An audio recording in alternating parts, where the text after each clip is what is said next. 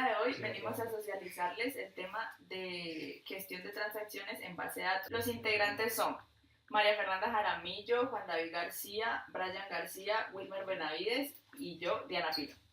Concepto de transacción. Una transacción es una unidad del programa de ejecución que accede y posiblemente actualiza varios elementos de la base de datos. Una transacción se inicia al ejecutarse un programa de usuario en alto nivel como SQL, COBOL, C++ o Java. Está limitado por un inicio de transacción y un final de transacción, y aquí es en el bloque donde se van a realizar todas las operaciones. Para asegurar la integridad de los datos se necesita que la base de datos mantenga las siguientes propiedades denominadas así: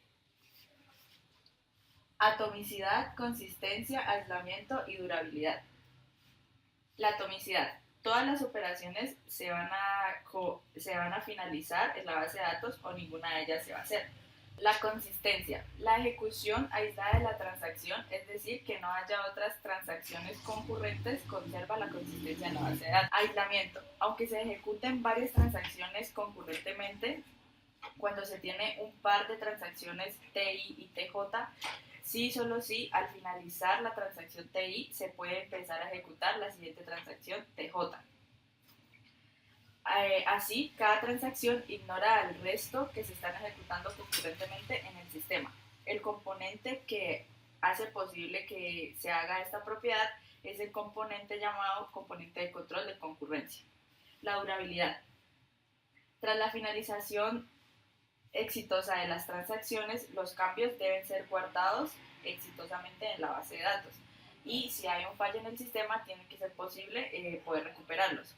Para garantizar esta durabilidad se tiene que las modificaciones realizadas por las transacciones deben guardarse en un disco duro antes de la finalización de la transacción.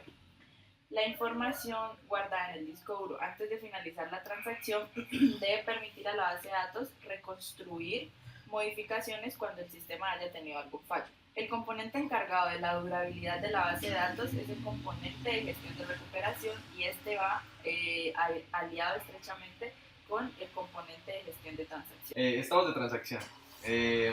Existen 5 estados de transacción. El primero es activa, segundo parcialmente comprometida, fallida y abortada.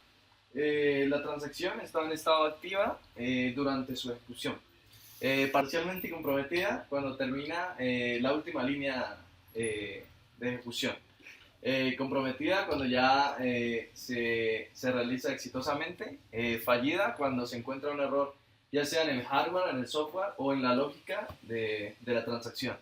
Y abortada, una vez estando en el estado de fallida, se decide cancelar la transacción, porque recordemos que en fallida puede tomar dos opciones, que es reiniciar o cancelar. Entonces de aquí pasa a abortada. El estado de una transacción se diría que es terminada una vez sea o comprometida o abortada. Comprometida cuando es exitosa, y abortada cuando es fallida. Implementación de la atomicidad y la durabilidad. El componente de gestión de recuperación de un sistema de base de datos implementa el soporte para la atomicidad y la durabilidad. Consideramos un esquema simple e ineficiente llamado copia de sombras. Se basa en hacer copias de la base de datos. Asume que la base de datos es un archivo en disco, direccionado por un apuntador llamado apuntador BD, que apunta a la copia actual de la base de datos. Cuando la transacción sea exitosa o falle, queda una actualización de la base de datos como una copia. La implementación depende realmente del que escribir puntero BD sea una operación atómica, es decir, que se escriben todos los bytes o no se escribe nada. De este modo, la implementación de la copia de las sombras asegura que las propiedades de atomicidad y durabilidad de las transacciones. Transacciones concurrentes. Los sistemas de procesamiento de transacciones permiten normalmente ejecutar varias transacciones a la vez, es decir, concurrentemente o simultáneamente. Este tipo de transacciones puede provocar que existan pues inconsistencias en los datos, por lo que se dice que es más sencillo pues utilizar las transacciones que se ejecutan secuencialmente. Sin embargo, hay dos buenas razones por las cuales se permite la concurrencia. Una es la productividad y utilización de recursos mejorados, ya que se aprovecha el paralelismo entre la CPU y los sistemas de entradas y salidas. Se obtiene como una mejora en el sistema y además el procesador y el disco están más tiempo como ocupados, por así decirlo. Y la otra es que se reducen los tiempos de espera, ya que no se debe esperar a que termine la ejecución de una instrucción larga para iniciar una corta o viceversa, decirse así. Ahora veremos un ejemplo de lo que es el concepto de transacciones concurrentes de manera correcta. Tenemos dos transacciones, una que es T1 y la otra T2. Se tienen dos cuentas a las que pues una le va a transferir a la otra, ¿no? Entonces, en la transacción 1 lo que va a hacer es transferir de la cuenta A 50 euros a la cuenta B. Y la transacción 2 va a transferir el 10% de la cuenta A la cuenta B. Esto se ve reflejado en este pedazo. Suponiendo inicialmente que A tiene 1.000 euros en la cuenta y B tiene 2.000 euros en la cuenta y su suma, pues, obviamente es 3.000 euros, se puede ejecutar secuencialmente. Es decir, primero esta y después esta. De manera secuencial, entonces el resultado de esto nos quedaría con A en 850 euros y con B en 2.145 euros. Al sumar estos dos, se ve que se mantiene la suma de estos, que fue la inicial, o sea que no hay una inconsistencia en los datos. Eso es de manera secuencial, pero no necesariamente el sistema tiene que pues, hacerlo de manera secuencial. Cuando se hace de manera concurrente, pues se puede hacer de esta forma. Como ya había dicho, se pueden presentar inconsistencias en los datos, pero esta es una forma en la que no se presentan inconsistencias en los datos y da precisamente lo mismo que ejecutar esta primero y después esta. Primero se lee A, se le quita 50 euros a A, se escribe A, es decir, como que se guarda el valor de A y se ejecuta esta instrucción, donde A ya queda en su valor, que es 855 euros. Y se pasa a hacer esto y esto. Entonces ya B queda en 2.145 euros. Recordemos que la planificación es el orden cronológico en el que se ejecutan las instrucciones. Ahora bien, en el caso anterior, nosotros pues tuvimos una ejecución concurrente que produjo un estado correcto. Sin embargo, esto todo el tiempo no es así. No todas las ejecuciones concurrentes producen un estado correcto. Por lo que el componente de control de concurrencias del sistema de base de datos debe asegurarse de la consistencia de la misma. Esto lo hace verificando que cada planificación que se ejecute produzca el mismo efecto que una planificación que se haya ejecutado de manera secuencial. El siguiente caso que vamos a analizar es la secuencialidad. Básicamente la secuencialidad es el orden en que se ejecutan ciertas instrucciones dentro de una transacción. Y tenemos como dos casos de secuencialidad, una en la que se pueden generar conflictos y una que tiene que ver con respecto a las vistas. La secuencialidad con respecto a los conflictos nos quiere decir de que, por ejemplo, si tenemos una transacción T1 y una transacción T2, la cual ejecuta primero la operación de leer Q, ¿sí? Q, un dato cualquiera, entonces, y T2 seguidamente realiza la operación de leer también. Entonces aquí no tenemos ninguna inconsistencia en nuestra base de datos porque no hay conflicto.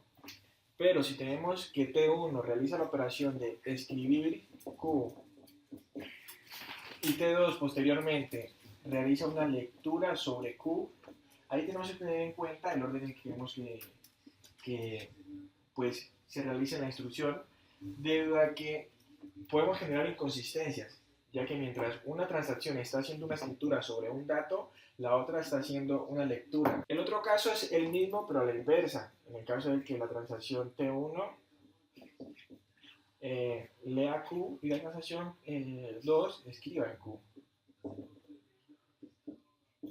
Aquí también tenemos que tener muy en cuenta cuál es el orden en el que queremos que se ejecuten nuestras instrucciones. Para, pues, como decimos, evitar las inconsistencias en la información de nuestra base de datos. Y el peor de los casos es en el que ambas transacciones están realizando la misma operación sobre el mismo dato, que es escribir y escribir Q. Entonces, si decimos que Q1 se ejecuta primero que la transacción T1 se ejecuta primero que la transacción T2, tenemos que tener en cuenta cuál es el valor que queremos almacenar en nuestra base de datos. ¿Por qué?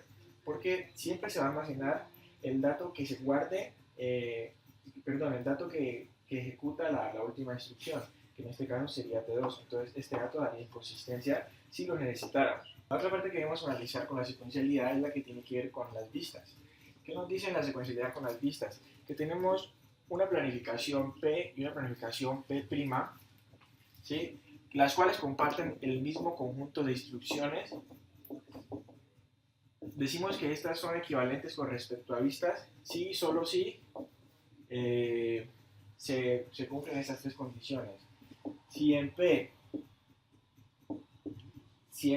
digamos, la transacción 1 realiza cualquier X operación, se debe realizar esa misma operación en la transacción 2, en la planificación 2.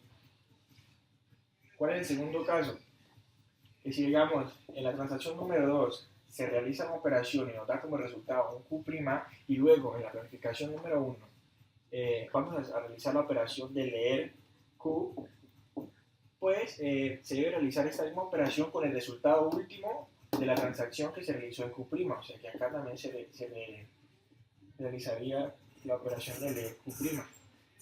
Y la última condición es que si en la primera planificación tenemos una transacción que realiza una operación que la llamamos operación final, entonces esta misma operación debe realizarse en la planificación P' para, pues así, tener una equivalencia entre ambas planificaciones. Ahora se va a estudiar la recuperabilidad. La recuperabilidad se hace un estudio de los fallos en una transacción. Por ejemplo, en una planificación cualquiera, si hay una transacción en dicha planificación la cual falla, se tienen que deshacer los efectos de dicha transacción. También hay que ver si hay una transacción subsecuente la cual compromete a la transacción en fallo. Si ese es el caso, tiene que hacerse un retroceso en cascada, el cual va retrocediendo en el orden de ejecución por la propiedad de atomicidad de las transacciones, la cual es que se ejecuta todo o no se ejecuta nada. Entonces, en el ejemplo del fallo, se tiene que hacer un retroceso en el efecto de las transacciones. Transacciones en SQL. Termina con alguna de estas dos sentencias. El commit compromete a la actual transacción aceptando los cambios provisionales de forma permanente y da comienzo a una nueva transacción. También da a conocer al usuario los cambios que se han hecho. O el rollback. El rollback provoca que la transacción actual aborte. Esto es muy importante ya que la base de datos puede ser restaurada a una copia limpia después de que se hayan realizado algunas operaciones erróneas. Si la transacción no termina con alguna de estas dos sentencias, los cambios se realizan o se retroceden dependiendo de la implementación, ya que SQL no especifica cuál de las dos se va a hacer primero. Comprobación de secuencialidad. Cuando se diseñan esquemas de control de concurrencia, hay que demostrar que las planificaciones que genera el esquema son secuenciales. Hay que entender y determinar si, dada una planificación concreta P, representa un método simple y eficiente de determinar la secuencialidad. Se construye un grafo dirigido y que se llame grafo de procedencia para P. El grafo contiene un conjunto de vértices y arcos. Los vértices consisten en las transacciones que participan en P Y los arcos consiste en todos los arcos de TI a TJ. Si el grafo contiene ciclos, entonces no es secuenciable. Pero si el grafo no contiene ciclos, entonces P es secuenciable.